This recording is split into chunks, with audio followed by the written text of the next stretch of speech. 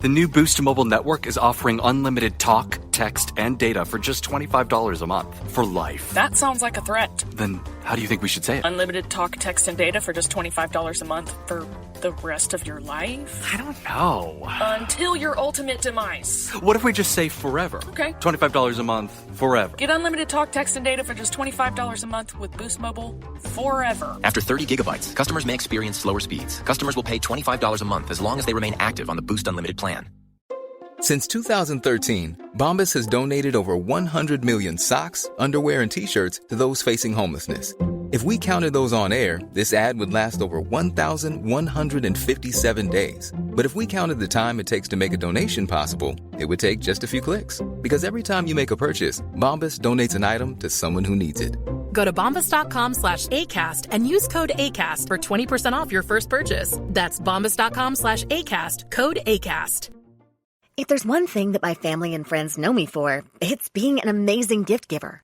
I owe it all to Celebrations Passport from 1-800-Flowers.com, my one-stop shopping site that has amazing gifts for every occasion. With Celebrations Passport, I get free shipping on thousands of amazing gifts. And the more gifts I give, the more perks and rewards I earn. To learn more and take your gift giving to the next level, visit 1-800-Flowers.com/ACAST. That's 1-800-Flowers.com/ACAST. Hey everybody, this is Carly. We're releasing a fan favorite episode from our Patreon archives to showcase our brand new Patreon collection called Sister Wives Classics. What that means is we made an entire playlist of specific episodes available for purchase as a collection, so you have access to them anytime, even if you're not an active Patreon subscriber. It also means that you don't need to have a monthly subscription to enjoy the best episodes of Sister Wives. And if you're already a Patreon member, you can access that list at any time and enjoy it as part of your monthly benefits. Do you have a friend who needs a crash course in all of the Brown family drama but doesn't have the time to catch up on every episode of Sister Wives? I think we all do. So we've handpicked 20 episodes to give the best introduction to the show possible.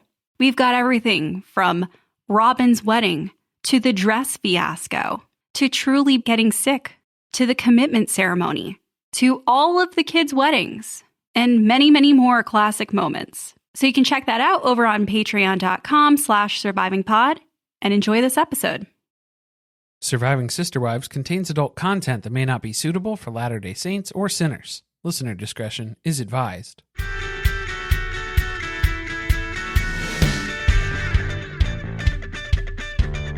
Hello, and welcome to Surviving Sister Wives, the podcast where a monogamous couple drink heavily while recapping Sister Wives on TLC. I'm Corey. And I'm Carly. And this is a margarita episode. I've had to cut Carly off before we started recording, so it should be interesting. It was only one drink. I'm not happy about it. What are you doing? I don't know. I think I'm holding it together just fine. You're lightweight over there today. I don't know what the deal is. This is Season 12, Episode 5, PolygaMexicamist...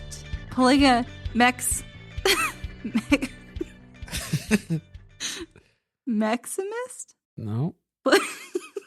How am I saying that wrong? Super PolygaMexicamistic expialidocious. Oh, I didn't even see the N letters there. PolygaMexicamist. Nope. Still missed it. There's some more letters in there. Whatever. Think of it like a mere I can. It is Tony and Mykelti's wedding day. This is probably one of the most anticipated Sister Wives episodes that you guys have asked us to recap. We were in like season 1, season 2, and you guys were like, can you recap Tony and Mykelti's wedding? It's like, wait for it. You got to wait for it. We're going to get there.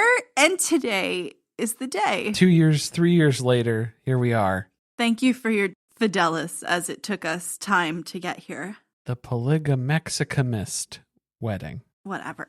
So the TLC description for this one is, Mykelti's polygamist family ties the knot with Tony's Mexican Catholic family through a one-of-a-kind winter wedding. It's freezing cold. Christine forgets to bring Cody's shirts.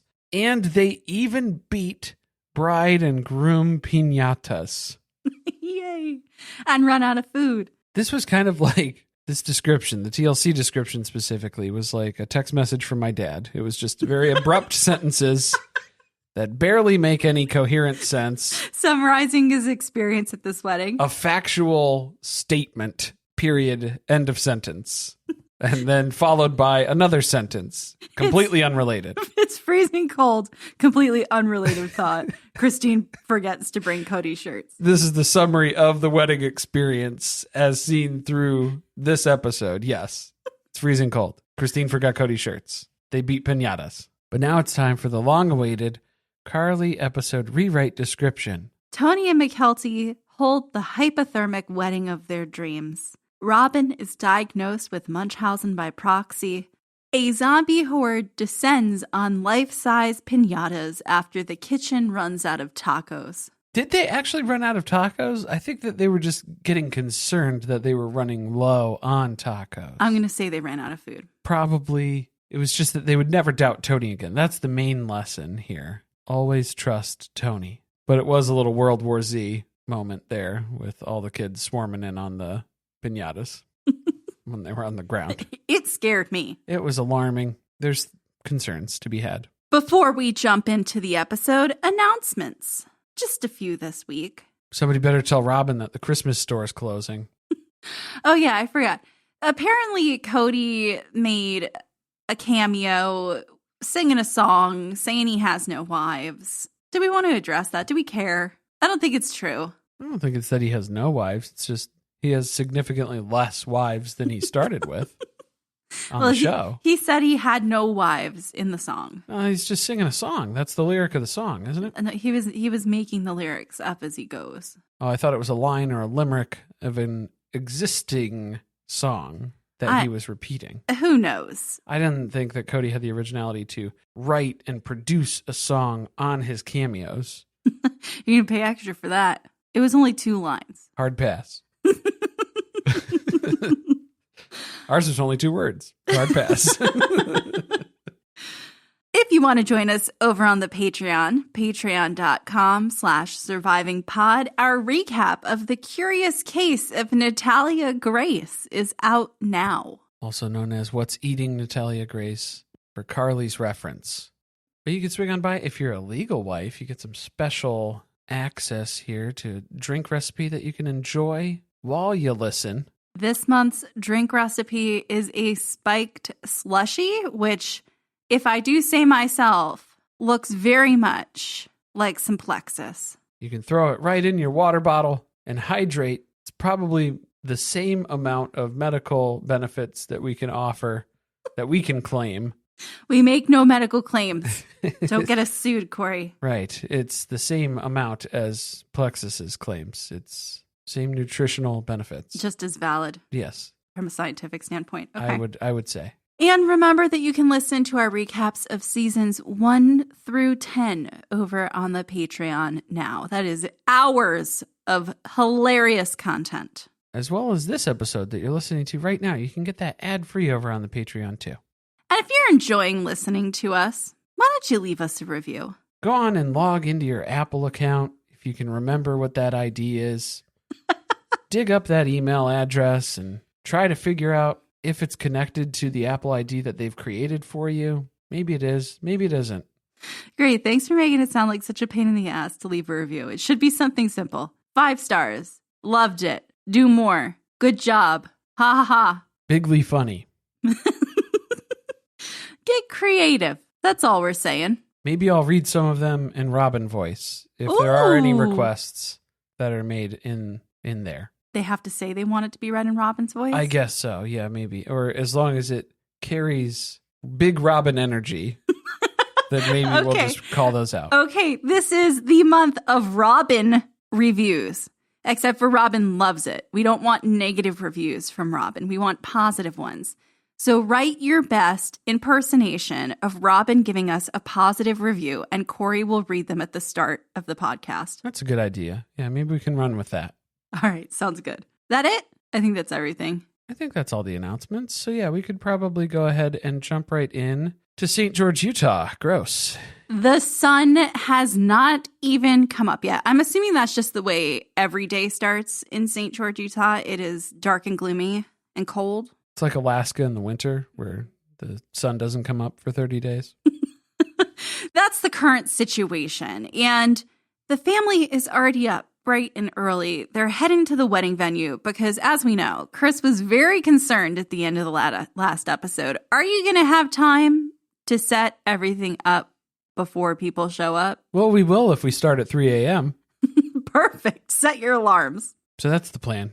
But not everyone is here. Not everyone is going to be helping out this morning. We've just selected a few people. Mykelti is taking a page out of Maddie's playbook, and she understands too many cooks in the kitchen. It's just going to complicate things. I just need my mindless workers who I can bark orders at, who will go ahead and accomplish these things in a timely manner without too much lip about it. So naturally, Tony, Cody, MIA. Not involved. They get crossed off the list. They're not going to be helpful. Just better that they're not here. So we got decorations all over the place. We've got Hunter. We've got Garrison. We've got Logan. They're all hanging flowers. All of these handmade fake flowers that will last a lifetime in somebody's junk drawer.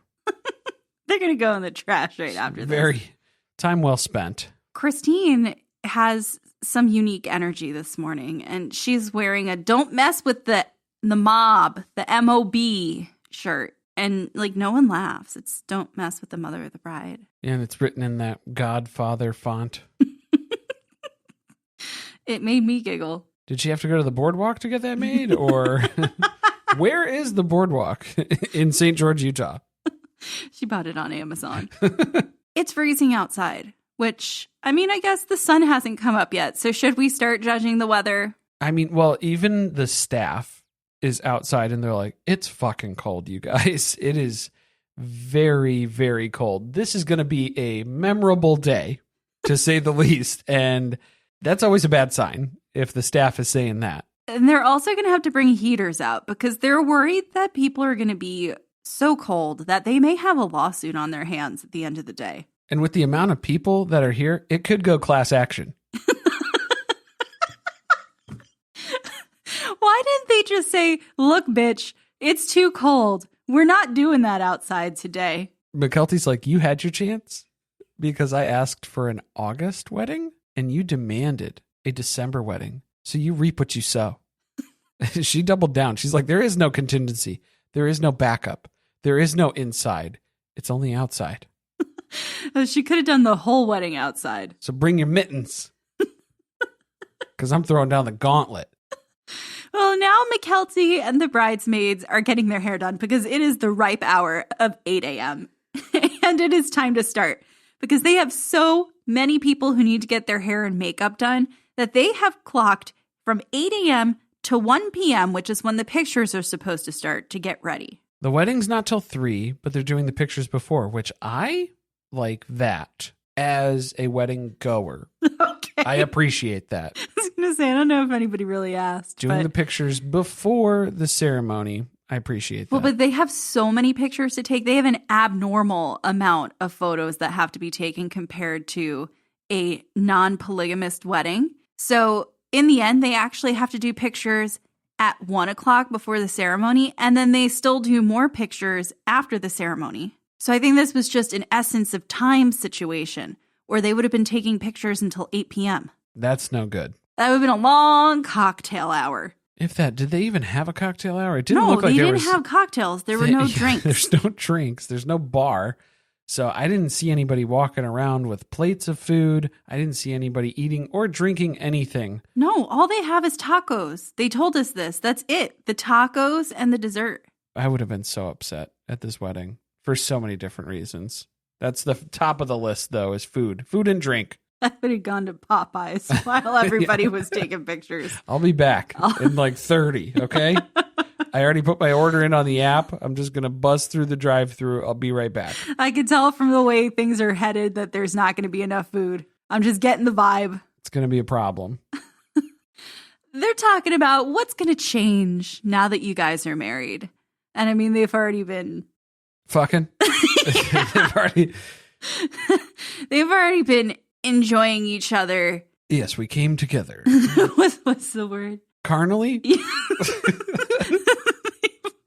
They've already been enjoying each other carnally. In the biblical sense. So she doesn't even mention that. She's like, well, it's going to just be like, now I call Tony husband. That's really the only thing that's going to change. Which makes Christine giggle because everything changed when she married Cody. He wasn't even the same human being anymore. Yeah, Christine's like, you have no idea how much is going to change. And it's like, well, yeah, if you marry a psychopath, then yeah, your life will change in an instant because you only courted him for like a month. I think that was like their courtship, which was basically just planning the wedding. Which he went to a different state from where she was. So they didn't even spend that time together. So, yeah, I don't think you knew the guy that you married. I think it was a who the bleep did I marry situation. Cody's biggest regret, though, you know, we had to hide our marriage because we were polygamists. And I think that really, I wouldn't want to do that again. It really robbed Christine of the experience of me being a husband, but I'm still not going to fulfill that. That was what it was.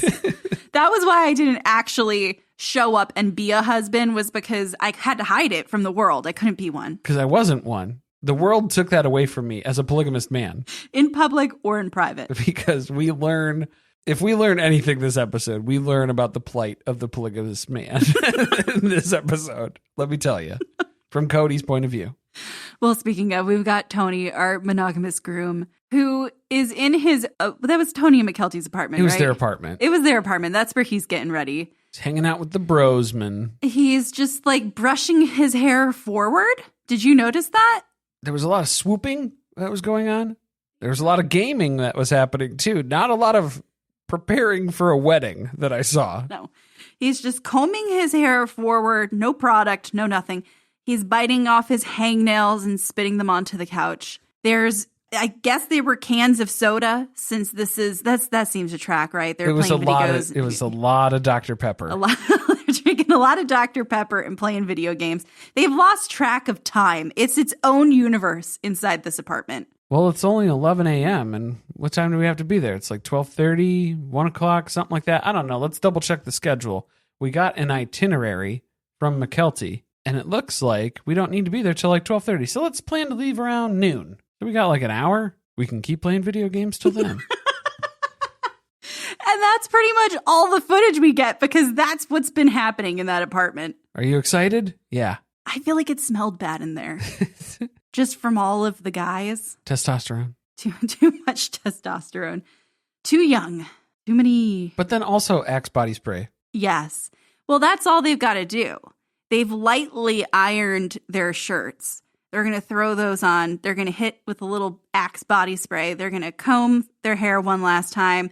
Maybe, if we're lucky, they'll use a little mouthwash. Out the door. So this is where we get Cody's take on polygamous men on their wedding days and how it's a very morbid affair. He's glad that Tony's having a good experience as a monogamist man, because thankfully he is, because he can at least enjoy his wedding day, because Cody never got to enjoy any of his wedding days. It's not so easy being a polygamist man. They're balancing so much more. You have so much on your mind. You show up to your wedding with your third wife with a 1,000-yard stare.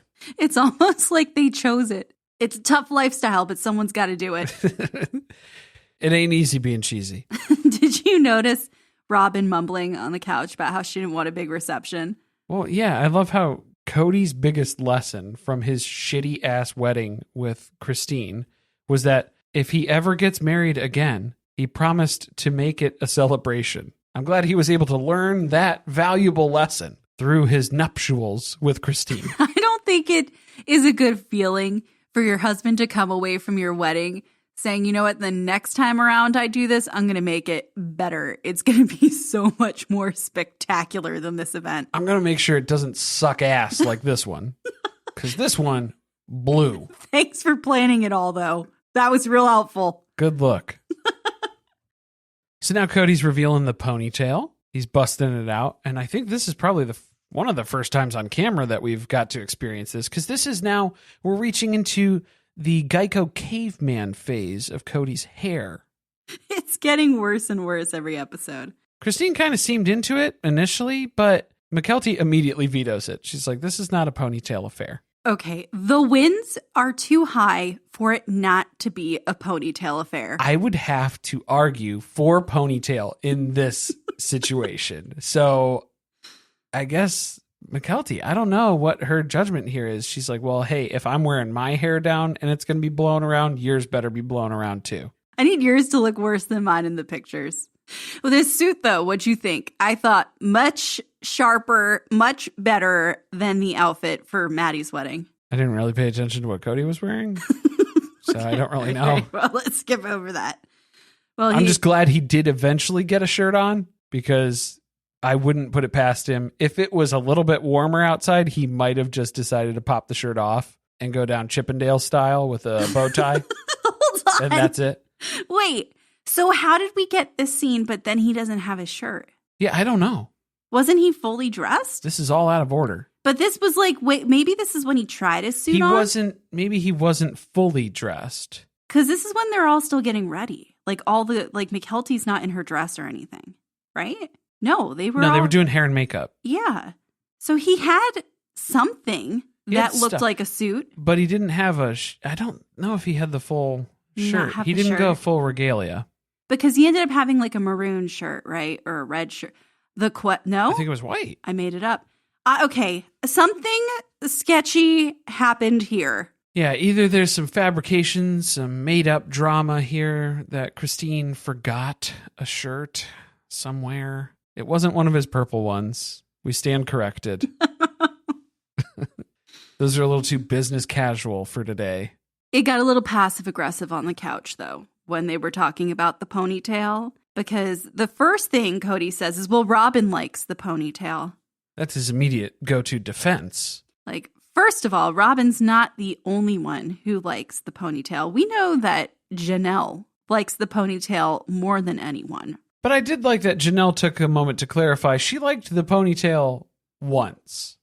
One time. And now that has cemented in Cody's mind that Janelle is 100% on board for the ponytail, rain or shine. Apparently not, though, because he only mentioned that Robyn likes it. And then Christine's like, well, I hear that a lot. Robyn likes this shirt. Robyn bought this shirt. Robyn this, Robyn that. Robyn, you blind. But I did like Christine had to set some ground rules here where there's an unwritten rule where Christine's hair must exceed the length of Cody's hair for whatever they're going out for. And they can't have matching ponytails because then that's just a little weird. You see, this is a rule that Mary should have instated. And Mary's like, what, you're not into that? You're not going to the same hairstylist? You're not trying to match hair? It's cheaper if they use the same hair color on the both of you. Same color, same clippers, same everything. One-stop shop. It's a 2-for-1 deal. Meanwhile, at the timeshare, things are going downhill quickly. Truly has gotten a hold of a makeup palette and she went rogue. She has chosen blue as the color for this evening. But only over one eye. It was a style She's choice. got a David Bowie look going on here. Very Ziggy Stardust. Maddie is busy talking endlessly about her baby, even though it's Mykelti's big day. Yeah, we had to shoehorn this in because the cameras are here. And so they're like, Maddie, you should probably talk about the baby. Can I tell you, I don't even know if this pissed Mykelti off, but I'm butthurt for her. Yeah, I would be upset about this. It turns out they do want to find out the sex of the baby. Maddie already thinks it's a boy, and Caleb is really hoping that it's a boy as well. Yeah, Caleb really wants his first baby to be a boy so he doesn't have to worry about some creeper swooping in on his daughter the way he swooped in on Maddie. And it's good to have things in common. No, actually, it's because he's a big, bald American man. Big, bald. You're not saying it the way that I do. Bald? Big, bald. Big, bald. American man. So, of course, he needs a boy to raise, to hunt and fish. It's just so hard to have a child of a different sex and to still participate in hobbies and activities together and have an interest in them, even if their interests are different than yours. I don't know how to relate with anybody unless they're basically the exact same as me. Yeah, also, he says, because it'll be easier for him. Okay. Okay. Thanks. Good. So we don't care if it's harder for Maddie, because kind of like she's doing the whole harder part of having the baby. I would say she's got the short end of the stick to begin with. Well, we know where the long end of the stick went. It's over there with the big balls. But next up on the to-do list? Twins. So, of course. Apparently, twins run in Caleb's family, which I'm pretty sure, Maddie, that's not the way that works. Well, it could increase your chances, but usually that would be if the woman has twins that run in her family, right? Like, not a science podcast.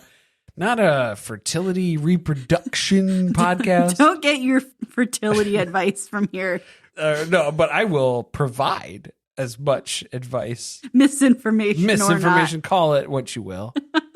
I'm glad, though, for Mykelti that she was able to steal a dream from Maddie in the end. That was worth it, I think, in the long run. It all comes full circle. The karma of mentioning it on her wedding day and then Mykelti becomes the one with twins is just... That's beautiful. Yeah. It's a chef's kiss. It's poetic. Couldn't have been written better. Christine's starting to stress. She's knocking things off the countertops. She's screaming. She's just generally being disruptive and honestly annoying. She is aggressively pouring orange juice for Truly and just freaking out about this wedding. She also doesn't know what time it is because apparently the clock in the kitchen is an hour ahead. Well, it's December, so usually you roll the clocks back at the beginning of November, so... No one's been in here for a while. It's been a minute. So she thinks they have 2 hours until they have to take pictures. She's now realizing it's only 9:30 in the morning. It's not actually 10:30. They still have 3 hours to go get ready for photos. So that like somewhat calms her down, but Aspen's the one who really has to do it, which is why she's the maid of honor, right? She's got to get mom back in line. Calm down. And Christine's like, okay, great. So I won't freak out right now. But then she's scheduling a freak out for, okay, but in an hour, let's freak out, okay? Expect for this to happen again. It's probably the same thing's going to happen in about an hour. I'm going to come back in here. I'm going to do it the exact same way. Yeah, let's plan this out. It's time for the first big moment of the wedding, which is Mykelti distributing all of the bouquets to all of her bridesmaids. Yeah, with a real heartfelt message of, I don't care what you do with these afterwards. I don't want them back. You can keep them, but I don't care what you do with them. Or whatever. They're going in the trash. So thank you to everyone who spent hours of your life painstakingly making each one of these unique fabric flowers. Burn them, shred them, put them in a blender. I don't give a shit. Whatever. Why did she take them back? First of all, Mykelti's bouquet is quite small for a bridal bouquet. Just saying. Not that size matters or anything. I just feel like halfway through they were like, fuck it. This is not getting any bigger. Yeah, I'm not making any more of these. They should have just broken down all of the bridesmaids' bouquets at the end and made them part of her bouquet so that she could keep it. But then what would they carry? No, after they're done with them, since she essentially told them to throw them in the trash. But I think she wanted them for like photos or for them walking down the aisle with stuff too. She wanted them to have something. Where are you lost? Well, then if after the wedding is over, that she could just take them. Give me your bouquets back. Don't throw them in the trash. I will find some way to make a memory of my wedding with these. Lend me your bouquets. They're going to be confiscated at the end of the evening. I still don't know where we're differing, though. I'm missing it. I'm missing it. Okay, I'm missing the point. No. I'm missing the point. Hold on. Because what I'm trying to say is that I think she needed to have separate bouquets for everybody. Yeah. For the wedding. Yes. Okay. So we're on the same page there. All right. I'm trying to back into this. Hold on. Give me a minute.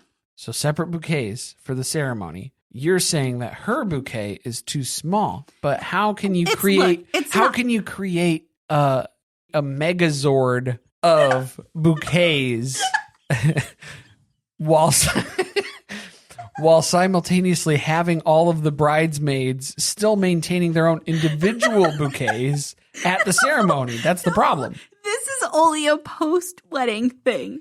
Well, that's what I'm saying. The ceremony is where we're having the issue. If you're saying her bouquet is too small. Yeah, well, it's too bad. It's too late. That's what you have pictures with. Ta-da. Use Photoshop. That is it. Yeah, you've got... Oh, you can just AI fill the rest of that now. No problem. I'm just saying she could have taken them all home. She could have made a shadow box. Oh, after today, none of this. Put them in acrylic and made something. After today, none of this fucking shit matters.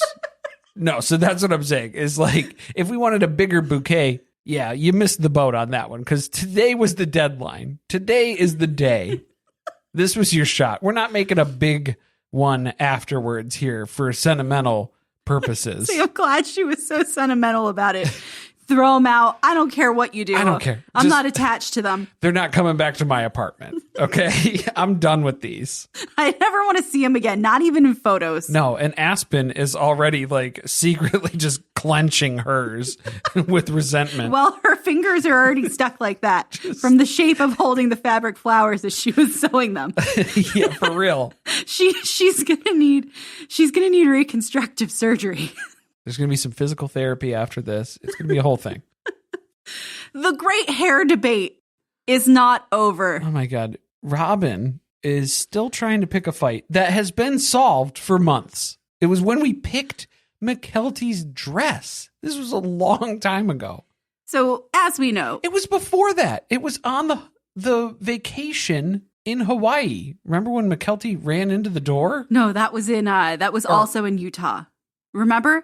That was the vacation where Mary and Leon spoke to each other, but didn't want to speak to each other. Oh, right. Okay. But that was, Mykelti went full bore into the glass sliding door, which again, maybe that's why Mary doesn't like sliding doors. Kids get caught up in them. They just smash into them. You can't trust them, man. They're like lightning bugs. They just bounce right off of those suckers. But yes, Tony had wanted Mykelti to wear her hair down. Robyn, who thinks that her opinion, for some reason, accounts for a lot here, wants Mykelti to wear her hair up. Did Mykelti want to wear her hair up? I think she mentioned it briefly, and Robyn was like, yes. That's what I want you to do. As long as it's the opposite of what Tony wants, that is what I want. But Christine is doing Mykelti's hair. Why didn't we talk to Christine about this? She's just taking orders at this point. Because you want to know why? Because it doesn't fucking matter. Because we already came to this conclusion months ago. Well, she's gone with a half up, half down hairstyle to please both Tony and Robyn. Because Robyn always needs pleasing, which is why Cody can never get away.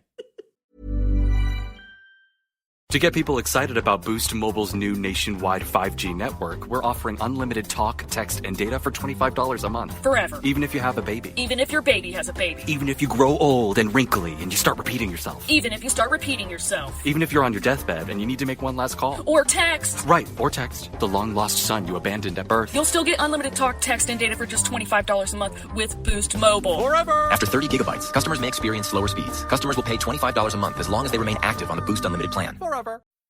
When it comes to weight loss, no two people are the same. That's why Noom builds personalized plans based on your unique psychology and biology. Take Brittany. After years of unsustainable diets, Noom helped her lose 20 pounds and keep it off. I was definitely in a yo-yo cycle for years of just losing weight, gaining weight, and it was exhausting. And Stephanie. She's a former D1 athlete who knew she couldn't outtrain her diet, and she lost 38 pounds. My relationship to food before Noom was never consistent. And Evan, he can't stand salads, but he still lost 50 pounds with Noom.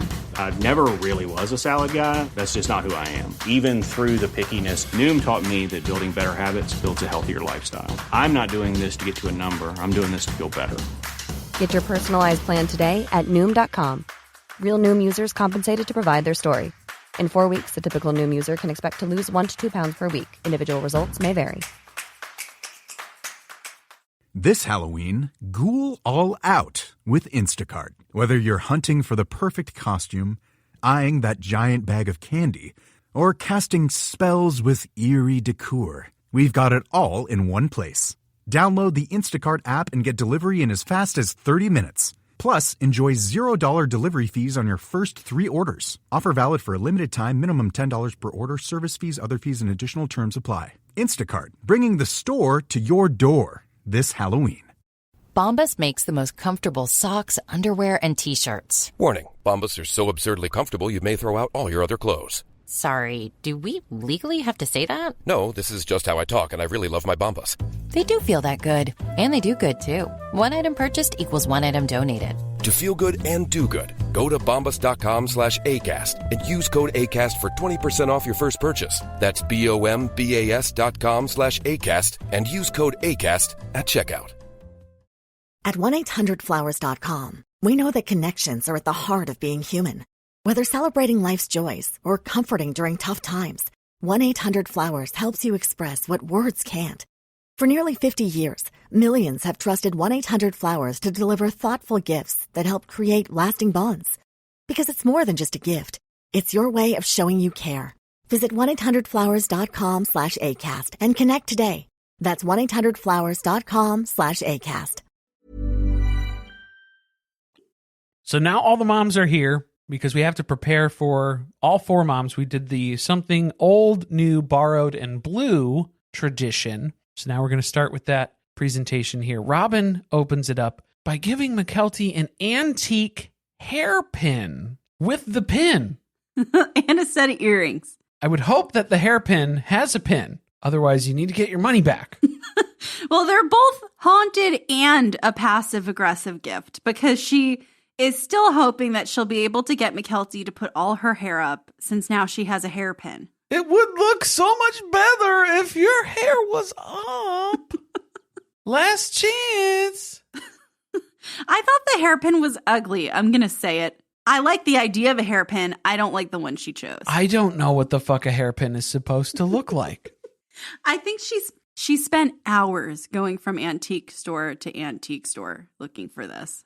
Yeah, I think she brought a lot of spirit babies home that day. Janelle was like, fuck yes, I've got something new.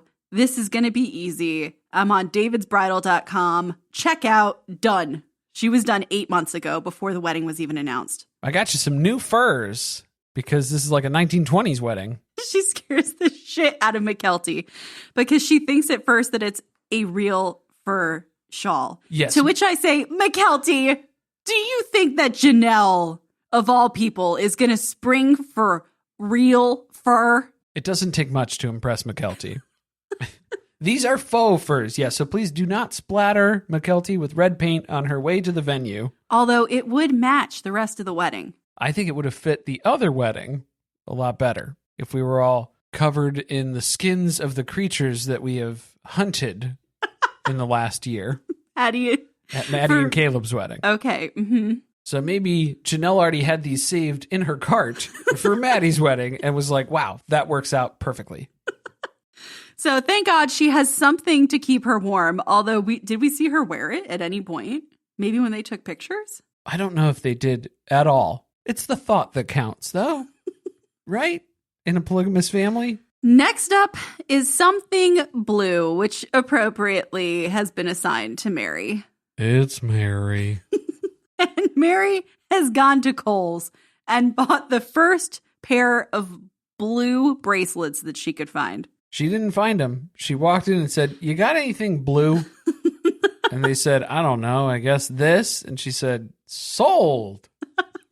Like, okay, I understand she was going for the vintage end of the vintage Mexican theme, but these were very large pearls, which instantly look very fake. This is my problem, is that a lot of these gifts are kind of crossover. We're mixing the different things, because like when we'll talk about Christine's, because is it borrowed? Is it old? What is it? Debatable. It's debatable is what it is. Because Mary, yeah, she bought this. It's blue, but it's new. Or she only had to get something blue. That's it. They don't all have to get something old, something new, something borrowed, something blue. I know, but that's what I'm saying is that they are blurring the lines of what they are providing, because sometimes it's this, sometimes it's that.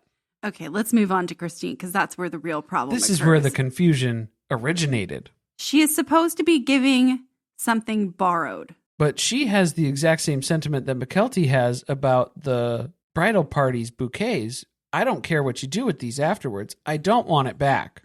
She already gave them to Mykelti, so there's not much of a reveal here, but She tells the other wives that she made a couple of flowers for Mykelti's bouquet out of her wedding dress. And everyone kind of starts to tear up. Wow, that was very thoughtful. It is. It is. I thought it was thoughtful. It's something. To give your daughter your cursed wedding gown.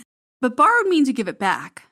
Right. So that's what I'm saying is this borrowed or is this old? I think that this would qualify as old. Okay. Right? It's debatable. It's debatable. And it's the thought that counts, though, like you said. So now we're getting an entire instructional overview of what to do with pashminas for the bridesmaids. But don't pay too much close attention because we're going to nix these before we walk out there anyway. I'm not going to ever see them again. Yeah. This brings up a conversation, though, because it's cold.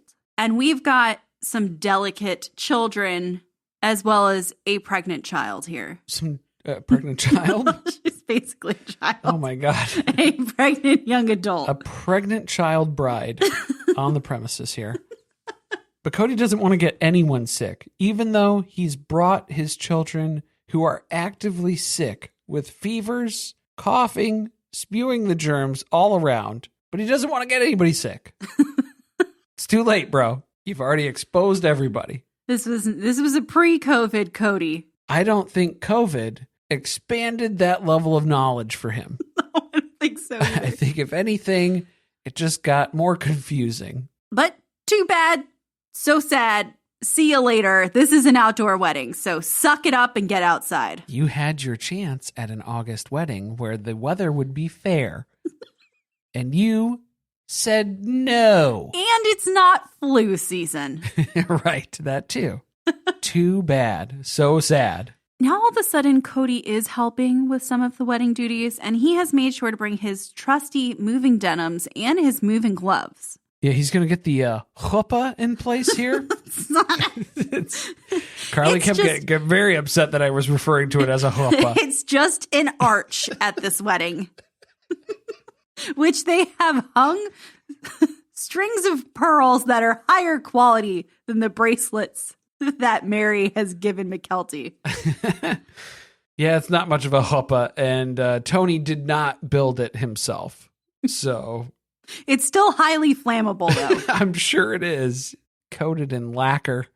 Well, we're getting to the wedding. Mykelti comes out in her dress. And she pulls the gold member and she goes, I'm getting married. Isn't that weird?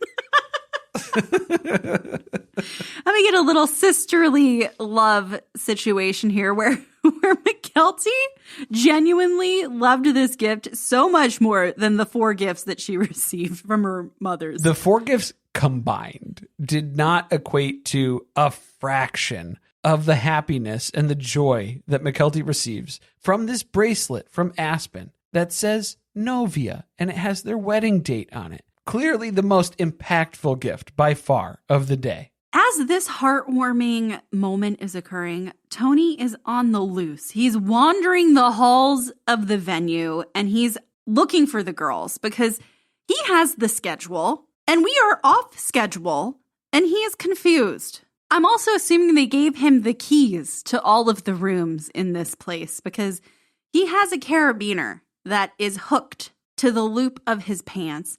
And he is jingling through the hallways. You could hear him coming feet ahead. He's like a janitor. Yes. Yeah, he's prepared. He's last minute cleaning things up. Probably got a bottle opener on there too, just in case. Even though it's a dry wedding. So it's mostly just going to be used to open pesky soda cans that you can't get your fingernail under. Save bottles of salsa for the tacos. Bottles of salsa, you could do that too. Which, dear God, I hope some of you brought your own salsas and hot sauces because I do not think that this place had them on hand. Highly doubt it. But it's 1 p.m. This is when we were told that photos would begin. None of the bridesmaids are here. So now Tony has to go search around. Christine's not here? Or is she? I think she is here, but she's busy with other stuff. She's somewhere. She's around. She's on the premises, but she's not ready for photos. This is where Tony gets to find out what first look photos are. He has no idea what the photographer's talking about. I don't know these phrases, the terminology that you're using. Because he's standing outside of the door. Like, the door is wide open. to the place where Mykelti currently is sitting, which is like, I don't know, like a tiny cafeteria. That's what it looks like. It's a school cafeteria, which makes a lot of sense. School cafeteria? That was the vibe the room gave. That's what your school cafeteria looked like? What did you, just cinder block walls? It was like in the gym. It was just like prison. So it wasn't, it was like they set up folding tables in the gym. For lunch. I'm talking about my lunch. I'm not talking about Mykelti's bridesmaid stuff. Okay. We didn't eat in the gym because people use the gym. Well, yeah, you use the gym at certain times during the day. But No. the Look, tables. that's what happens when you go to a small school. When you go to a school that has gym every period of the day, you have to have a dedicated lunchroom. See, this is not just my private Jeebus school that I'm referring to. I'm also referring to my public school experience, which happened in the gym. Just saying. Just throwing that out there. Actually, the private school, we did have it was a cafeteria set space. So does the gym smell like food while you're having to work out? Everything's unpleasant in the gym. Oh, where were we? So they're in this tiny room and Tony is standing outside of the door. He's not being allowed to look in it. And he's just yelling from one side through the wall at Mykelti. And they're kind of giggling like, oh, look at my dumb husband. He's here trying to get us back on schedule.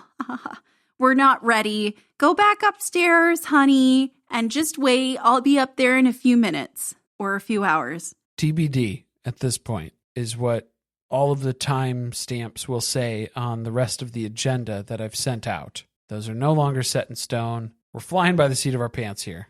And who are we waiting on? Christine and Cody. Neither of them are dressed yet, and not for the good kind of reasons. Not the reasons that Christine wants. Well, Cody was so busy with the moving denims and the gloves, just that wardrobe change in general, it's going to take some time. He's stuck in the leather gloves. He got all sweaty moving the chuppah. He's going to have to take another shower. So we have to get them doing something, because otherwise Tony's going to keep wandering around this place and discovering new things. So the photographer sets them up to do their first look, and Mykelti is excited for Tony to see her. She should be, because she looks great. This is a good day for her.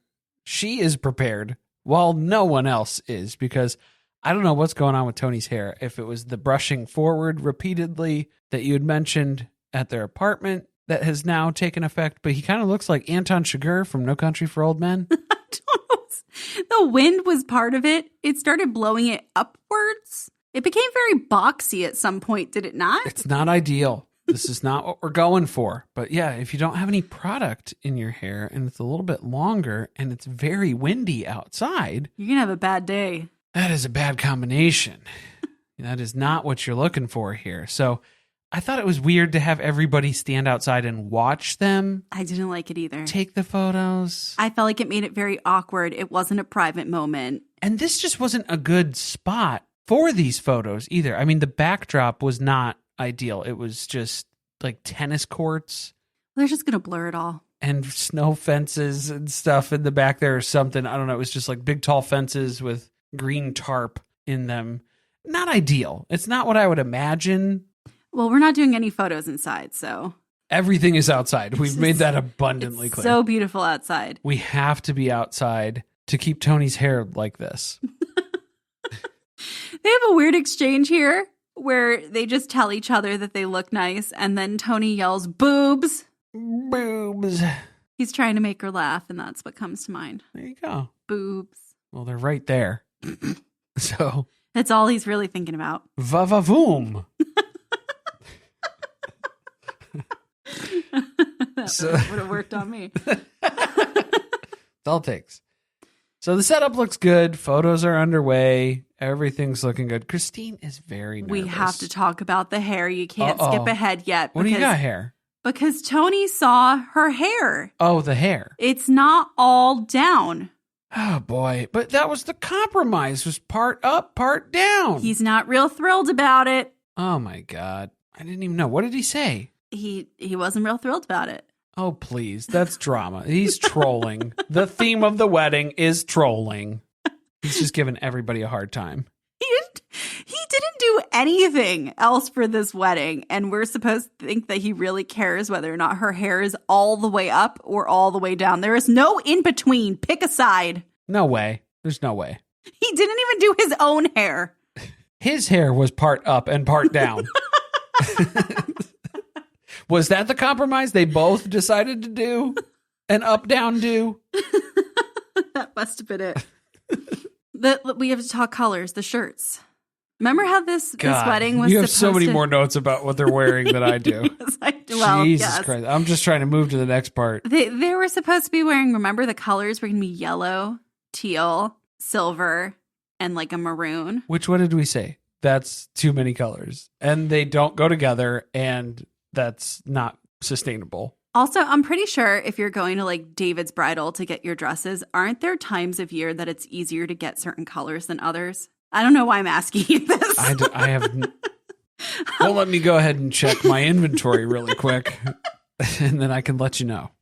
Anyway, they're wearing like a gray, silver, and red theme for everybody here. Except we haven't really done our due diligence to match the reds. Close enough. I think that became the theme of the wedding at some point. Because none of these reds match. The shirts are just a little deeper than the girls' dresses. It's a little complaint. Am I picky? Yes. Yes. Well, just be thankful that my dad was not ordering these, because he would have told whoever he was ordering it was purple. Because for him, maroon, burgundy, any deep red. Purple. So that's not one of the colors, thankfully. Christine has one of those little white flowers in her hair. They did that for all of the girls in the Christine Cody family. It was very Christine season 1 with the flower in her hair. I didn't love it. Yeah, I thought we moved past that symbolism for her. I thought we evolved. I thought she evolved as a character and that we left that behind. But apparently we're going back to our roots, back to season 1 with Christine here, pretending like everything's fine when she is just nothing but turmoil on the inside. Christine's very nervous at this wedding, but the only people that she's sharing this with is Isabel and the TLC camera crew, which is us, the entire viewing audience. Well, she's nervous not for the wedding, but the big performance. So technically, once the ceremony is over, the pressure's on for her. But wouldn't that be the most excruciating part? Because you know that you're performing at the reception. So would you even know what's going on during the ceremony, or is that all you're thinking about? I would never want the ceremony to end. You're going to call Cody up there for a second sermon? Get out the notebooks, because Mama don't want to sing. I'm not ready yet. Poor Isabel. She's really trying to psych her mom up. She's like, Ma, I thought you should have been a professional singer. Your voice is just that good. And for a second, I forgot that Christine was singing. And so then when they reminded me of this while we were watching the episode, I was like, oh, yeah, that's going to be a big problem. We're handling one problem at a time at this wedding. That one has been way far back on the agenda. That is on the back burner still. It's starting to approach. Because now the fire to put out is that Cody's clothes, particularly his shirts, are back at the hotel, at the rental that Christine had. Cody doesn't even believe Christine at first when she's telling him this. He thinks that she's joking to be difficult or to make his blood pressure spike. But no, she has to make it abundantly clear, I am not kidding. I legitimately forgot them. They are back at the hotel. You will need to leave the premises to go procure those shirts and wear them. Could we have sent someone less important to go get the shirts and bring them back? Was there somebody else who was already at the rental who could have brought the clothes? I mean, come on. You know that real Daddy Logan is ready to go. He's been dressed. He's been waiting. He could have gone there and back. We're 30 minutes out from ceremony time, and the clock is ticking. And as we get closer and closer to the hour here, we still have family missing. Nobody is here. So luckily, it's not just the Browns who aren't here. It's also Tony's family who are kind of late to the party here. So at least it's not all on us, right? It's not completely our fault that it's a total shit show. 50%. But then they start rolling in, and now we're looking bad because now the key players aren't here for Mykelti's side. Mom and Dad. Uh-oh. Well, Mom is here, but she's refusing to come downstairs to see Mykelti without Cody also being with her. Because do you know the amount of shit that Cody would have given Christine if Christine went down there to see Mykelti without him when it was Christine's fault that she didn't bring his shirts and that prevented him from being ready on time? Would have been a marriage-ending fight. Boy, we would have been blessed with that early on here. But this was where Tony starts randomly walking around. He's focusing on different things. He's not concerned about who's here. He's more concerned about listening to people's ties that play music or pulling golf scorecards off golfing cart steering wheels at this point in time. He's just moseying around, looking at random shit. Let me tell you, that was the groom experience right there. Because you just showed up. This is where they told me to be at this time. I'm here. I'm ready to go. I think nobody else seems ready. Nobody's telling me to go down the aisle yet. So I'm just going to kill some time, I suppose. So this is the monogamous groom experience? I think so. Well, it's 3:00 on the dot, which was the time that the ceremony was supposed to start. And Cody is not answering his texts or picking up the phone. So it's going really well. Aspen is trying to explain to Mykelti, I have told Christine that you would prefer that she be down here with us right now, but she is not. She's still waiting for Cody. Tony's family has arrived. Everybody's here except for Cody. He's still not responding. We're still not going to have Mom come down here until Cody gets here. Mykelti's making an executive decision. She wants to get married in the next 5 minutes, whether or not Cody is here. So now she's taking it out on the bridesmaids. She's like, we're not using the pashminas, so everybody throw those out. Hold on.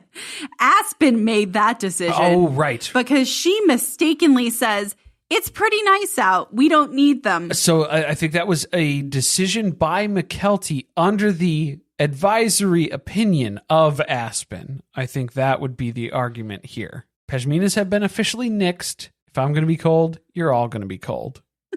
She doesn't have to be cold. She has a faux fur shawl. But she's not going to wear it for the ceremony. Going to ruin all the photos. That's going to ruin all the photos. That's what's going to do it, yeah. But here comes Cody and Christine. They come barging in with 2 minutes to spare, roughly. It was worth the wait. They tell her she looks great, she looks nice, she's beautiful, blah, blah, blah.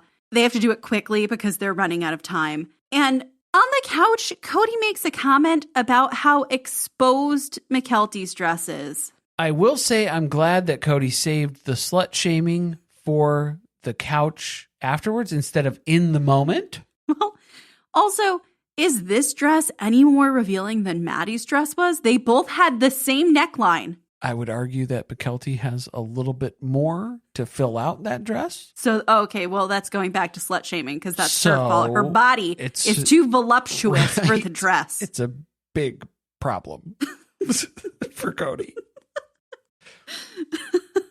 Which body shaming is nothing new. They have been body shaming Mykelti since on TV, since they moved to Vegas. Before that. Because that was Mary. Remember when they were moving and Mary was telling her to put another shirt on that she could see straight down her shirt? She said, I'm seeing too much of your body. Well, so why are you sitting on the floor while I'm bending over and you're looking down my shirt? Don't look down my shirt and you won't see my body. These are not my problems. I felt bad for her because when she was on the couch talking about her dad's reaction, I thought she looked sad. If your right eye causes you to sin, gouge it out. I didn't say that. Jesus said that. Just saying.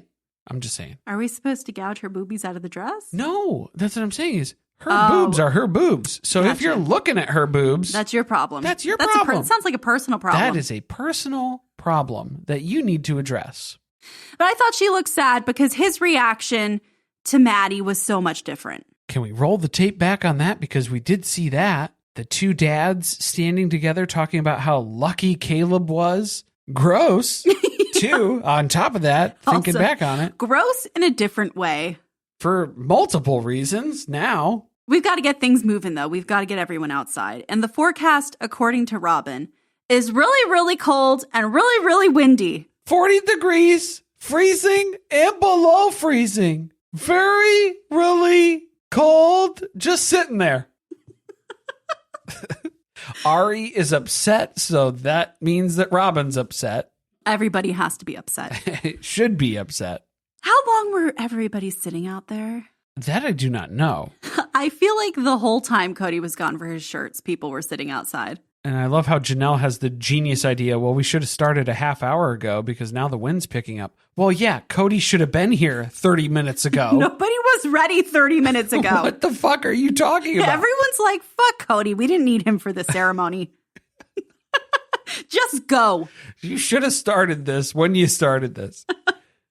Now, before the ceremony starts, they have to pass out the super secret, super important Frisbees that will be thrown after the ceremony. Because there's going to be the announcement and the Frisbee arch that will be taking place upon their exit.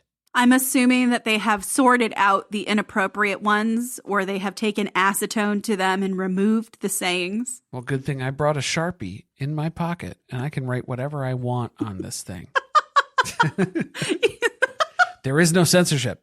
That's what Gabe and Gwen are doing in the back. Right. Yeah. They already knew that this was going to be a thing. They have a pocket full of mini Sharpies and they're ready to go. They're ready. This is all a bad idea. And I can't wait to see how it goes wrong. That was what I got excited about because it still sounded like a bad idea at this point. Robyn is obsessively rocking Ari back and forth. She's thinking to herself, maybe I should go inside because I have this infant child who is ill and maybe shouldn't be out exposed to the elements the way that she is currently in her sick state. But then also, she's a big fan of Aerosmith. She don't want to miss a thing. Then that's when you say, hey, Cody, take the baby. He's got to walk Mykelti down the aisle. He's a little busy. Well, we could trade her off later. Isn't there anyone who could take this baby? She don't want to close her eyes. She don't want to fall asleep. This is the downfall of having your nanny be in the wedding. Yep, that was the biggest problem. That was the lesson learned for Robyn. This is from Robyn, here on out. This is Robyn parenting on her own without any outside assistance. And it was a catastrophe. Just baby wrapped in a babushka being rocked back and forth. Very, very fast. I don't know. Was the rocking supposed to make her warm? She just grabbed every pashmina that was abandoned. No one else in the row has one. Just baby Ari is wrapped in about 18 pashminas. Well, and they left blankets out because they were like, yeah, we know you're going to be freezing your ass off out here. So here's some blankets, you peasants. Bundle up because we're not going inside. Get used to it. Yeah. You know what I would have done? I would have sat out there for 5 minutes, been like, it's fucking cold. I don't see the ceremony starting anytime soon. I'm going in my car, and when I get to the reception, I'm going to say, oh, I'm so sorry. I hit traffic, and I missed the ceremony. Missed it. But I'm here just in time for the reception. But I sat warm in my car the whole damn time, watching it through the rear view mirror. To everyone else, this is a task. But to you, this is opportunity. Switch to Boost Mobile and get the Coach Prime Moto G5G for $29.99 at boostmobile.com. The Boost Mobile network, together with our roaming partners, covers 99% of the U.S. population. Moto G5G for $29.99 when you switch with a new Unlimited Plus or Unlimited Premium plan activation. Online only. Taxes extra. All prices, fees, features, functionality, and offers are subject to change without notice. Visit boostmobile.com for details. Oh, I just got my period. Do you have an extra tampon? Sure. Let's see. I have a couple different brands. They should all only have a little bit of heavy metals in them. Yep. In a recent study, metals were found in the top 17 tampon brands. Want to know which one wasn't on the list? Lola. Using only clean, organic, natural ingredients that are free from toxins and dyes. All products are gynecologist approved, like it should be. Natural ingredients means less itchiness and discomfort. And with their subscription service, you can sign up and never even think about running out of tampons again. Plus, Lola is focused on women's overall health and safety, providing not only period care products, but sexual wellness and vaginal care products as well. That's because Lola was actually founded by women, so they know what women want and need. It's time for Lola. By women, for all. Get 25% off with code LOLAVIP and see all that Lola has to offer at mylola.com. My dad works in B2B marketing. He came by my school for career day and said he was a big ROAS man. Then he told everyone how much he loved calculating his return on ad spend. My friends still laugh at me to this day. Not everyone gets B2B, but with LinkedIn, you'll be able to reach people who do. Get a $100 credit on your next ad campaign. Go to linkedin.com/results to claim your credit. That's linkedin.com/results. Terms and conditions apply. LinkedIn, the place to be, to be. Bombas makes the most comfortable socks, underwear, and T-shirts. Warning, Bombas are so absurdly comfortable you may throw out all your other clothes. Sorry, do we legally have to say that? No, this is just how I talk, and I really love my Bombas. They do feel that good. And they do good, too. One item purchased equals one item donated. To feel good and do good, go to bombas.com/ACAST and use code ACAST for 20% off your first purchase. That's BOMBAS.com/ACAST and use code ACAST at checkout. Hey there. Looking to level up your shopping experience? Let me introduce you to Amazon Live. If you haven't heard, it's a shoppable video experience where influencers and creators showcase the latest must-haves all while you shop in real time. And for those who love some celeb gossip, reality stars like Kyle Richards, Lala Kent, and friend of the pod, Paige DeSorbo. On her new show, In Bed with Paige DeSorbo, Paige invites top-tier guests to cozy up in her fluffy bed where they spill secrets, share nighttime routines, and even whip up midnight snacks. Stream and shop new episodes of her series In Bed with Paige DeSorbo every Tuesday at 7 p.m. ET by going to amazon.com/live/Paige_DeSorbo. Or you can watch Amazon Live's new live TV channel on Freevee or Prime Video under the DIY section and shop along on your phone. The ceremony begins, and Tony is bopping down the aisle. He's very excited. He is having the time of his life. He's giddy. While the wind blows his hair all around. I'm not worried about that. Yeah, the wind is also blowing around the flowers, the flower girls who are coming down processionally here. They are flying all over the place. These flowers are all over the place, scattered to the winds. And then we get the big moment, Mykelti down the aisle. This was about the amount of involvement Cody should have in a wedding. Just walk her down the aisle. Because he did. He walked her down. They got to the end. He said, she does, or something. We do. We do, some shit like that. And then he gave Tony a big slap on the shoulder because he has to be the center of attention and make people laugh since he wasn't able to give us any form of speech. And then he sits down. Good. That was good. That's enough. That's enough input out of you, sir. But then Chris starts in with the ceremony. And then we realize, because can you imagine being in this audience and having this realization? Chris starts talking, but then immediately after he finishes a sentence, we get a translation. So now, what does that mean? This ceremony just doubled in length. Oh, I had PTSD because I have not only sat through a wedding ceremony, but a Catholic mass as part of a wedding ceremony, which was translated into Polish. Brutal. Any sort of translation immediately doubles the time of the ceremony. So now there are regrets. You know, this is going to be an endurance test because how long can we sit out here in the cold? Frostbite is starting to set in. Hopefully you wore closed-toed shoes because you're about to be headed to the hospital. People are fighting over the blankets that have been left on the seats. They look like passengers on the Titanic. The survivors on the life rafts afterwards there. But Chris has a ceremony to do. He's here to perform a job. And so he starts with the traditional holding of the frisbee. Please take the ceremonial frisbee betwixt you. They both grab a side of it. And it was fun. I get it. It makes sense. It was personal to them. Mary loved it. She's thinking about it for her second or third wedding. Whichever one she lands on. Whenever she decides what her personality is, she might incorporate it into her future wedding. Whatever one will make her happy. But it's all just a bit trite for Cody, as we know. He cannot believe that Chris has included the frisbee bit. Oh, he told him to cut it. So tacky. By Cody's own definition. Tony is adding his own commentary between Chris's lines, which maybe Tony needs a podcast. If you need an outlet for that sort of thing, Tony, I'm just saying. We're here. Maybe the place isn't the wedding. Very distracting for Chris, wasn't it? Yeah, he's right there. The dude's right there. He's not on TV or something. No, there's no separation, distinguishing distance here. He's right there. Oh, well. Mykelti's starting to shiver. So she is also suffering from the consequences of her own choices. Well, you can see her arm is hitting a different shade of red, pink hue, which is alarming. It's getting cold. She's cold. Again, we're hitting like stage 1 frostbite. So Tony, the gentleman that he is, takes off his jacket and gives it to Mykelti to wear. So luckily he waited long enough where you're not going to ruin all the photos for the ceremony. You got a couple of good ones there at the beginning. You should be able to salvage that. He waited a reasonable amount of time for that, and now you get to be somewhat warmer than you were before. It's a little man in a big jacket situation, is it not? Fat guy in a little coat? It's given that. Tommy boy vibes. But this really impresses Christine because she knows that Cody would never take a coat off of his back to keep her warm. He wouldn't piss on her to put her out if she was on fire.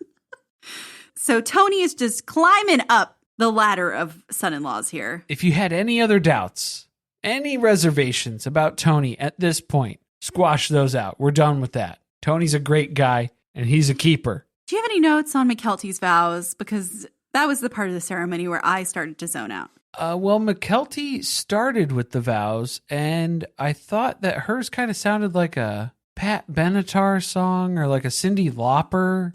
But there was like an 80s love pop anthem vibe to it. Okay. That feels very Mykelti, does it not?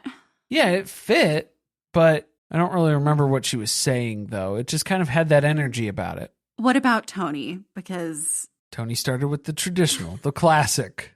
Very Michael Scott-esque, defining the word vow. Comes from the Latin votum, of course. Mary's like, Fidelis! Fidelis, yes. Oh, yes. I also speak Latin, Tony. My favorite part of the vows is when they cut to Cody during the vows, because that was the part that he forgot. Or wait, no, he remembered the vows. He forgot the exchanging of rings. He forgot the rings.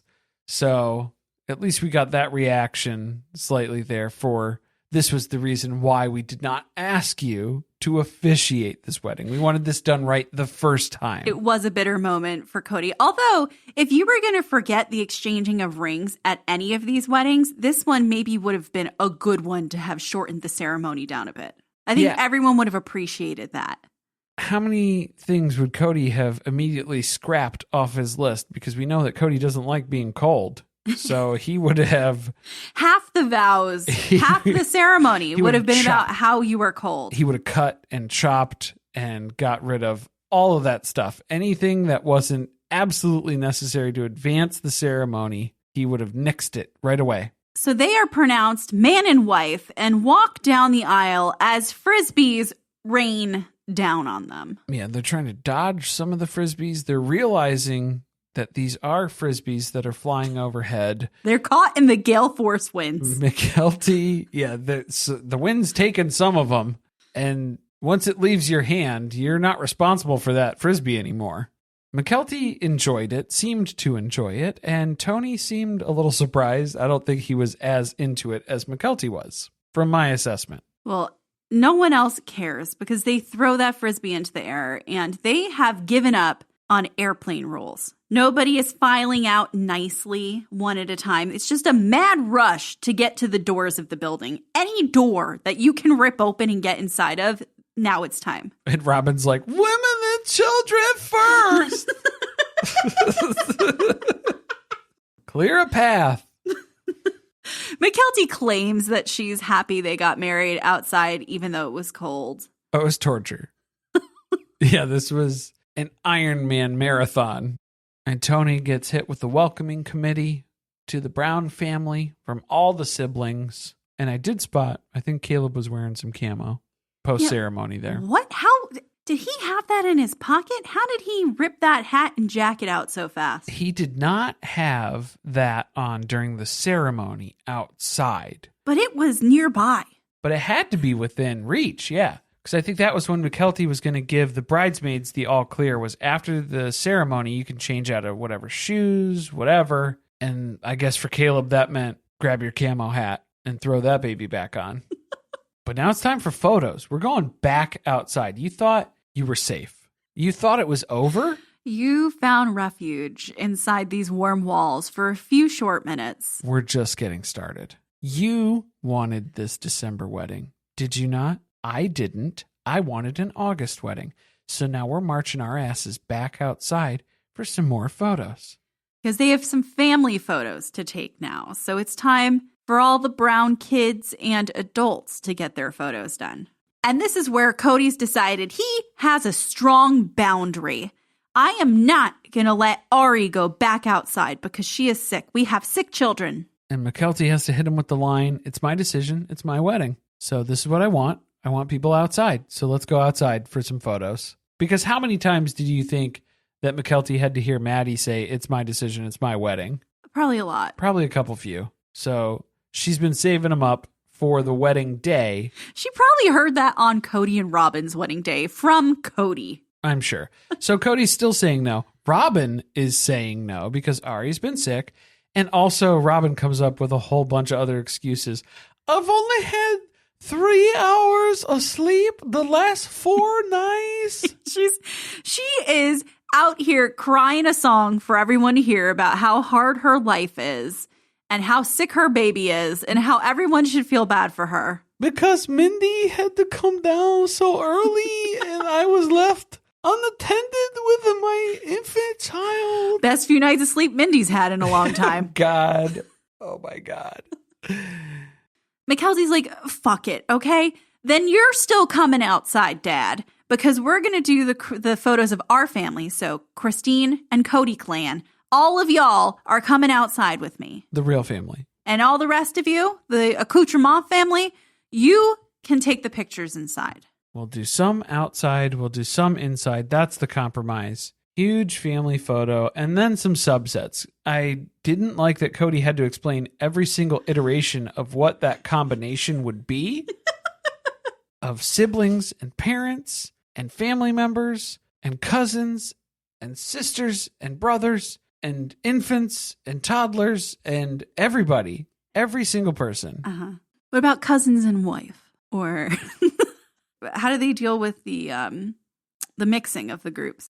Well, you got your first cousins, and then you got your second cousins. So you got your cousins, and then you got your first cousins, and then you got your second cousins. No, honey. That's not how that works. So if everybody's still cold, because obviously everybody is still cold, let's just go ahead and jump up and down outside. Let's get the blood flowing. We don't want to lose any appendages while we're out here. You know Cody was pissed that he had to go back outside. That was half the reason that Robyn was fighting this battle. Well, also just because Christine was out there too.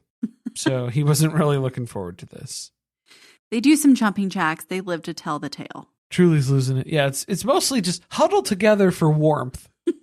Just embrace each other and share some body heat. I'll snap a photo of that. All right, let's get back inside now. We're all done with that. More photos inside, which I love that they had to keep the line that the photographer was yelling out for the large family photo. I can see everyone's faces except for Mary. And it's like, you didn't really need that one. That's fine. I think we're okay. I think we're good. That's okay. Does everyone else look good though? Because just snap that one then. We'll start there. And then we can make other decisions if we need to. Well, they have to squish together because real estate is at a premium inside here now that so many people have showed up to this wedding that they weren't expecting. There are so many people and there are lots of photos and it is very crowded, but everybody's having a good time. It's a party with a lot of people and that's what Mykelti and Tony wanted. Not a lot of food?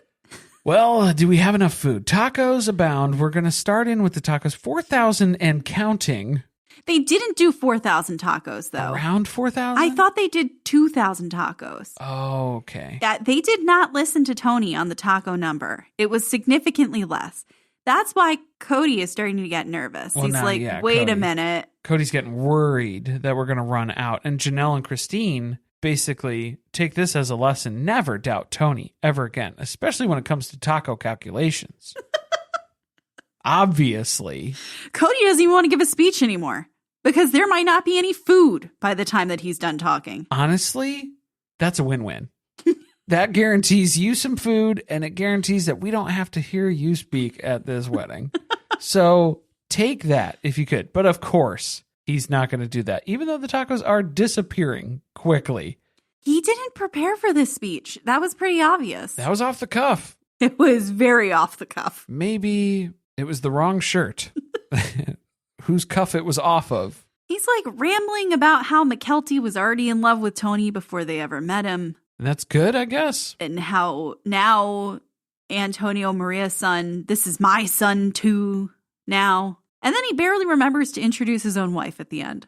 Oh, yeah. And by the way, Christine, without further ado, stand by for a musical performance. Well, he doesn't even prepare us for that. Nobody could prepare us for this, I don't think. And Christine has to grab the microphone and immediately yell into it. Is this thing on? Unfortunately, yes, it is. And then she took a drag of water. She is. Did you see? She held the straw between her fingers like it was a cigarette.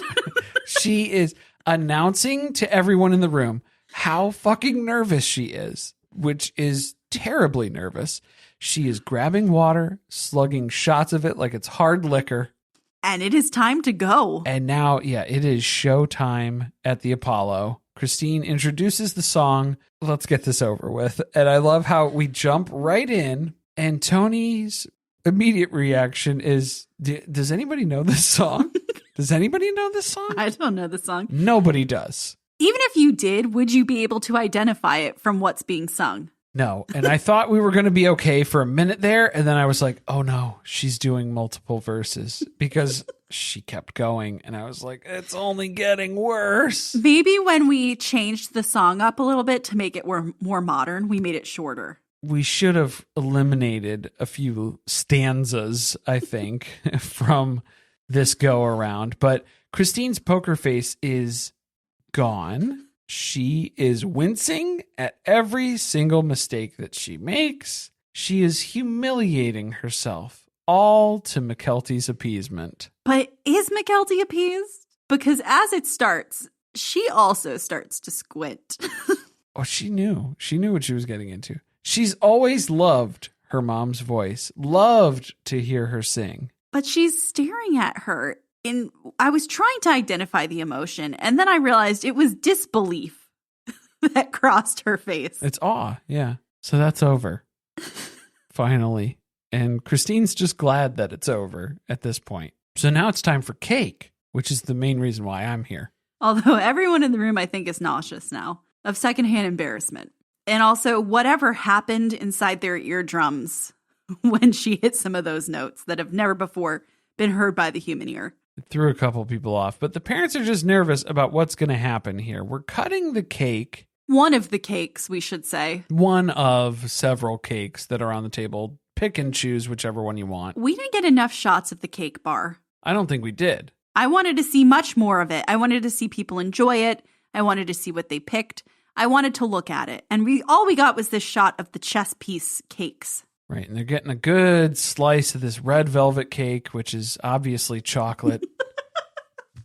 Because if you ask somebody to bring a chocolate cake to a party and they show up with red velvet, you wouldn't be disappointed at all. Let's not revisit the controversy. I would like to state one last thing about the red velvet cake, is that there's a tablespoon of cocoa powder in it, but there's also a tablespoon of vanilla extract in it. So it's just as much vanilla as it is chocolate. Just going to say that for the record. That's not what Tony's interested in anyway. He really wasn't here for the red velvet cake. No, he wants the dolce. But first, they have to eat the cake that's in front of them. And everybody's nervous that Tony is going to shove cake in Mykelti's face because this is a family tradition. For Tony's family. Yes. Not for the Brown family. They find that very disgusting. It's very trashy. And we know the Browns are the height of class. Oh, tacky. I'm sorry. I'm sure that they would think it's trashy too, but I don't know if they would call it trashy. But the good news is Tony did not smash Mykelti's face with cake. He doesn't really let her know which way he's leaning. Well, he doesn't let the cameras know. I think Mykelti knew. that he wasn't going to smash her with the cake. She made it abundantly clear that if that took place, there would probably be some other things that didn't take place that evening. All Tony cares about, though, is where is the tres leches? That is it. Okay. He locates it on the table. Well, he finds something, and he just starts digging a fork into it. The same fork that he just ate his piece of cake off of. And it was like, are these the same cakes that we're distributing to everybody? Yes. Are we cutting around?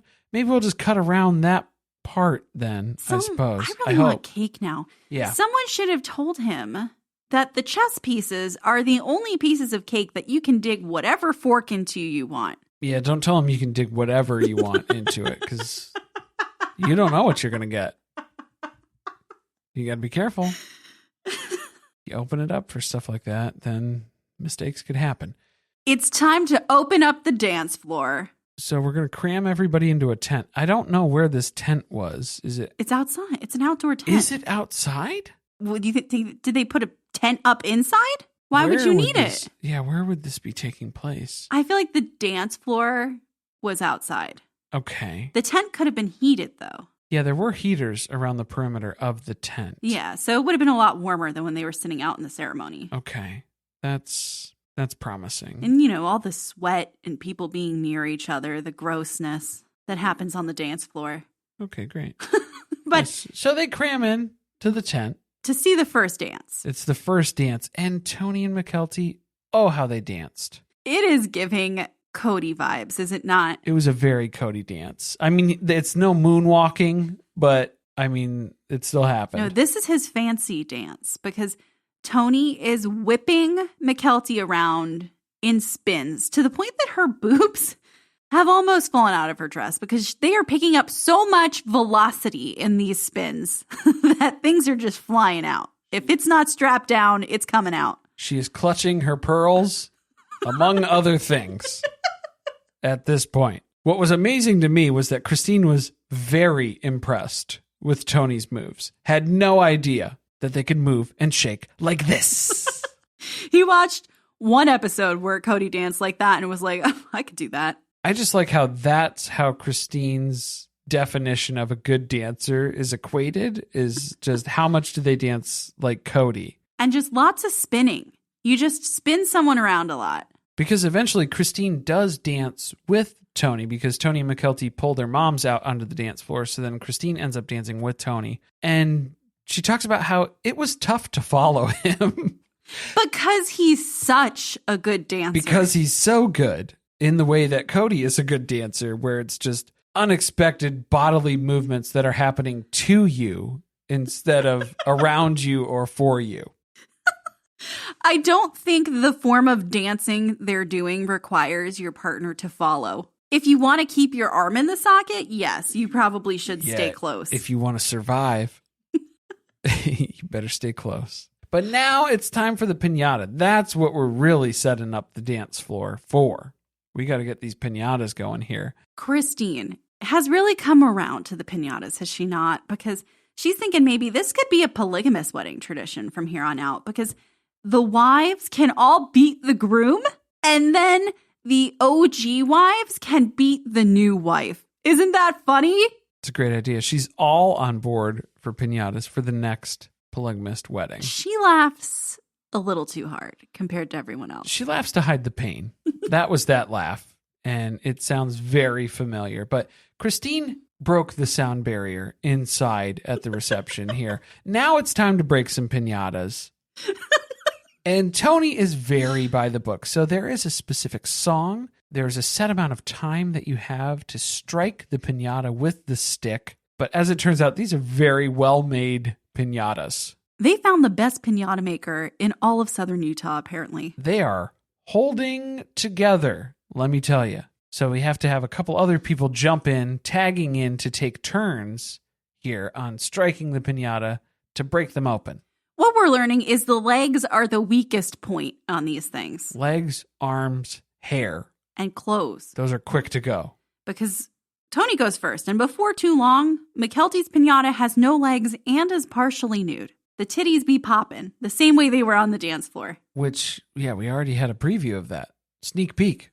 Now, Aurora steps up to the plate. She is in need of some serious therapeutic outlet because she beats that pinata to a pulp with just a few swats. I was okay with Aurora making contact with the pinata, knocking it open, and busting all the candy loose. I was okay with that.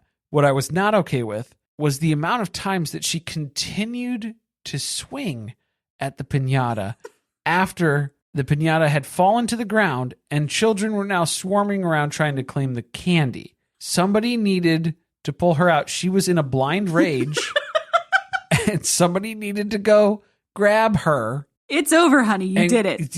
It's done. Now we are done swinging the stick. Please set that aside. But she did not get that memo. She's just hypnotized over there. She just kept going.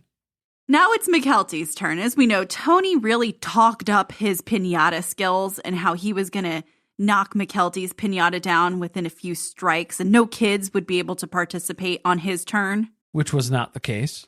So she is amped up and she's worried that one of these kids are going to get smacked in the head after she saw what Aurora was doing. So everyone back up because you're about to see something. Clear the dance floor. It's showtime. So she goes in. She lays in on this Tony pinata. And I like how Tony was up at the front. He kind of laughs at first, but then he got a little scared too. Like there's a legit fear that comes over him at one point while Mykelti is still repeatedly striking this Tony pinata. She does ultimately fail to break the pinata open though. So now it's time for someone else to step up here. And they've located Garrison. Mykelti knows who to tag in. Garrison is fresh back from basic training. He didn't even get a good shot at this thing, but all it took was 2 whacks and boom, that thing is split.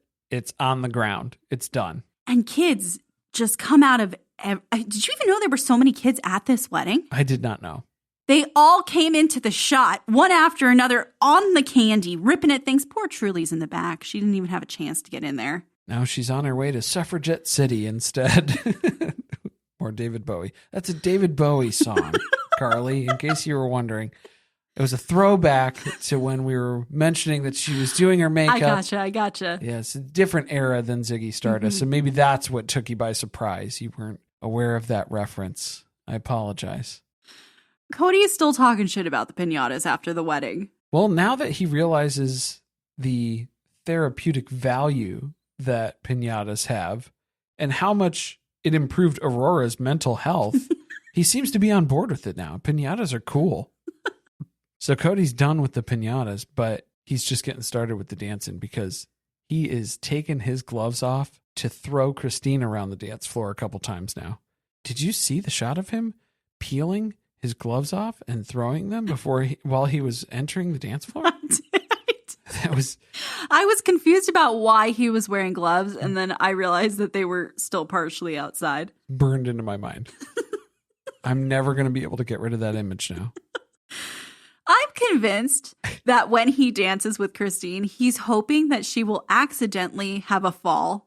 Well, and he is whipping his hair around like a Muppet out there. He is just going wild. I can't believe it. I can't keep up. I mean, I think we've seen enough of Cody on the dance floor to know that this is what to expect. It's dangerous out there in the Brown family mosh pit, as they call it. Taking your life into your own hands. And that is the end of the evening. And we find out, well, not really wasn't quite the end of the evening for Mykelti and Tony, but... The televised bit. They loved their wedding. It was legendary. Magnanimous. Magnanimous. Was the word that Tony used. And it will go down in history as one of the most bizarre events to take place in Sister Wives history. It will live on in infamy, as it will via this podcast episode as well. Next episode, Leon and their partner are going to the March for Women in Washington, D.C. They invite Mary and Janelle to go too, but Cody doesn't like the idea. Yeah, Cody's not too big on politics unless it's donating to, like, the Trump campaign. Got to stop the steal, you know? Thank you for listening. If you want to support us, the best way to do that is by subscribing to the podcast and leaving a review on Apple Podcast or Spotify. Be sure to chat with us about the episode on our Discord channel by joining our Patreon, patreon.com/survivingpod. Stay tuned, share with friends. See you next week.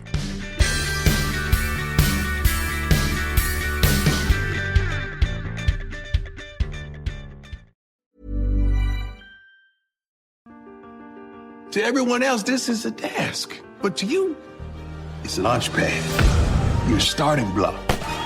This ain't a desk. This is opportunity. Switch to Boost Mobile and get the Coach Prime Moto G 5G on us at your local Boost retailer. Moto G 5G on us when you switch with ID verification and new Unlimited Plus or Unlimited Premium plan activation. Taxes extra. All prices, fees, features, functionality, and offers are subject to change without notice. See participating dealers for details.